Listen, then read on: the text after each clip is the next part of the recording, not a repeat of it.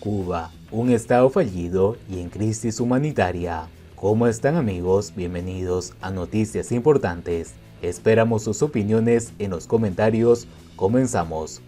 Un estado comienza a fallar cuando resulta incapaz de crear una institucionalidad que permita ser realizables, o al menos creíbles, las posibilidades de igualdad política, social, económica y jurídica de todos los ciudadanos.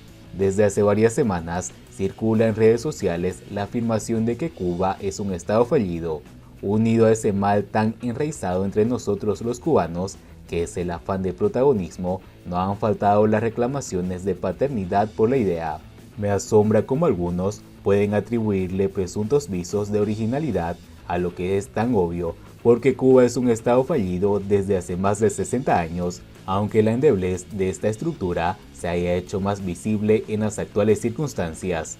Un Estado comienza a fallar cuando resulta incapaz de crear una institucionalidad que permita ser realizables, o al menos creíbles, las posibilidades de igualdad política, social, económica y jurídica para todos los ciudadanos. Es esa gran quimera de la humanidad. Irónicamente, los comunistas son los que más han reducido esos anhelos.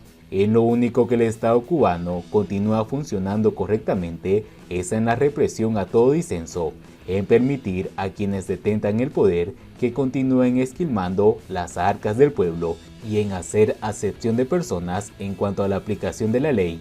Contradictoriamente a lo que afirman los ideólogos del castrismo, las posibilidades de tener una vida digna, erigida sobre la base del trabajo, sigue siendo mucho mayor en los países donde predomina el capitalismo salvaje que en los llamados países socialistas. Si antes de 1959 muchos cubanos carecían de acceso a servicios elementales, hoy podemos afirmar que esa situación impacta a la mayoría absoluta de la población, algo que dice mucho del retroceso económico y social cubano.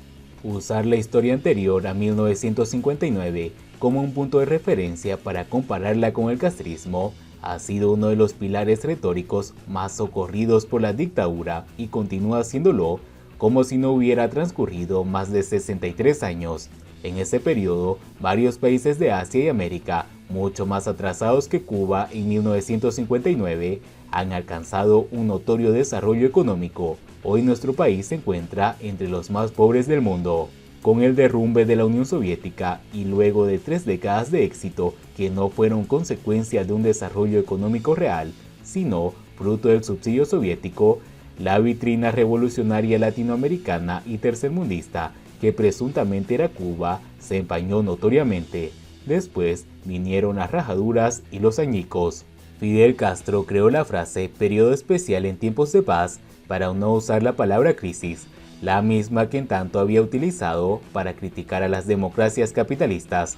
Otras como estancamiento económico e inflación pensamos que nunca iban a ser utilizadas en Cuba, pero la realidad es más terca que los eufemismos políticos y a partir de los años 90 se hizo evidente el rápido deterioro del transporte, salud pública, educación, la alimentación y la seguridad ciudadana, por solo citar 5 aspectos significativos aparejados a una vida digna. La seguridad ciudadana, concebida como la tranquilidad en los espacios públicos, era algo de lo que se vanagloriaba el régimen para atraer a los turistas. Hoy subsiste apuntalada por una creciente represión, pero la seguridad ciudadana también consiste en poder vivir con garantías de que nuestra privacidad, el uso de nuestras vidas y el ejercicio de elementales derechos humanos no van a ser violentados arbitrariamente sin consecuencias jurídicas para los agresores. Ese tipo de seguridad ciudadana jamás ha existido en Cuba desde 1959 si el agresor es alguien que cumple órdenes de quienes detentan el poder.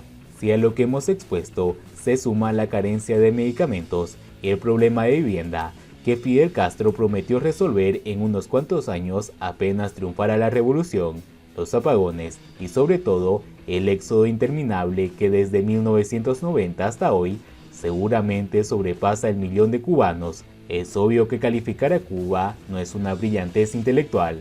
A pesar de la magnitud de la crisis humanitaria que hoy padece el pueblo, agudizada por coexistir con la pandemia del COVID-19 y sus consecuencias económicas, la ONU continúa sin pronunciarse y los dirigentes cubanos como el señor Miguel Díaz-Canel a la cabeza, se niegan a reconocer el empleo de ese término para calificar lo que ocurre en el país.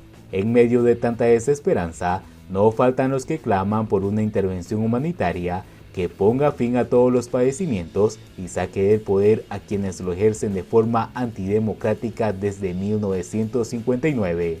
Un amigo me confesó que prefería asumir el riesgo de acabar muerto como consecuencia de una intervención militar que continuar viviendo de forma tan miserable. Me impactaron profundamente sus palabras. Tratándose de una persona mesurada, pude constatar cómo la situación que padece nuestro pueblo ha terminado aniquilando en no pocos ciudadanos toda esperanza de cambio confiando en nuestras fuerzas. La soberbia de los comunistas favorece el fortalecimiento paulatino de esa idea, aunque paradójicamente conocen muy bien los peligros que para ellos encierra. Por eso se empeñan en contrarrestarla y rechazar que Cuba es un estado fallido. En tanto, ponen en vigor nuevos paliativos. Hace poco circuló en redes sociales un acto de reafirmación revolucionaria, donde una ciudadana afirmaba que prefería los apagones y todas las carencias mencionadas antes que una intervención humanitaria que podría matar a muchas personas inocentes. Y tiene razón, aunque olvidó también algo muy importante. Me refiero a que por falta de medicamentos, de médicos especializados, de ambulancias, de logística hospitalaria y de una alimentación adecuada desde el inicio de la pandemia del COVID-19 hasta la fecha, han muerto decenas de miles de cubanos, seguramente muchos más de los que morirían como consecuencia de una intervención militar extranjera.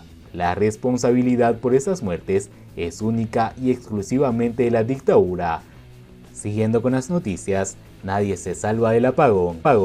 Cimex raciona la venta de combustible a los dueños de plantas eléctricas. Para ser atendidos en las gasolineras, los interesados deben darse de alta con su carnet de identidad y propiedad de la planta.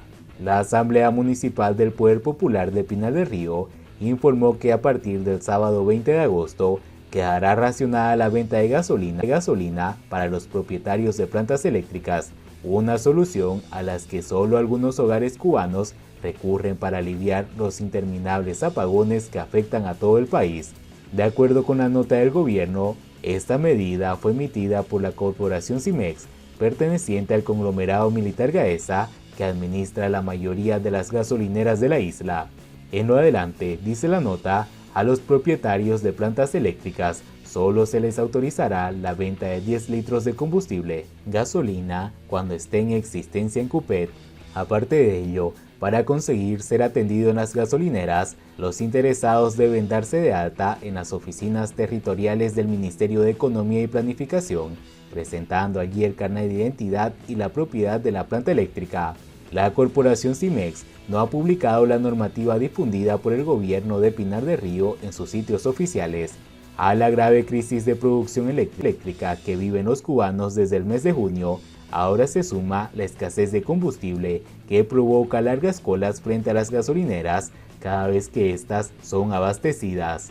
En medio de ese contexto, el gobierno aprobó la importación por los viajeros que entran a Cuba de hasta 2 plantas eléctricas, entre otros productos electrodomésticos y del consumo que en la isla no están disponibles para la mayoría de los cubanos.